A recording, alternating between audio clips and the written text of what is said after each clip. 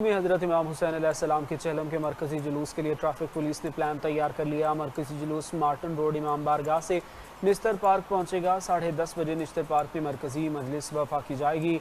मरकज़ी जुलूस दोपहर 1 बजे निस्तर पार्क से बरामद होगा। ट्रैफिक पुलिस के मुताबिक मरकज़ी जुलूस निस्तर पार्क, सर शाहनवाज भट्टी रोड और फादर जेम्स रोड से गुजरेगा और महफिल शाहरासा पर आने के बाद MA जिन्ना रोड और मेन सफल स्ट्रीट का रास्ता इख्तियार करेगा।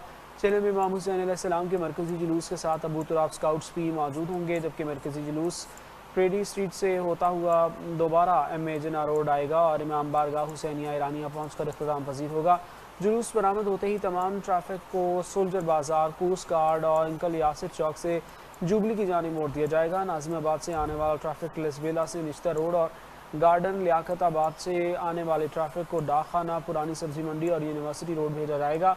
स्टेडियम से आने वाले अफराद न्यू MA जिन्ना रोड से कश्मीर रोड और शाहराह कायदीन और शाहराह फैसल इख्तियार कर सकते हैं। छोटी या बड़ी ट्रैफिक को गुरु मंदिर चौक से आगे जुलूस के रूट पर जाने की इजाज़त नहीं होगी।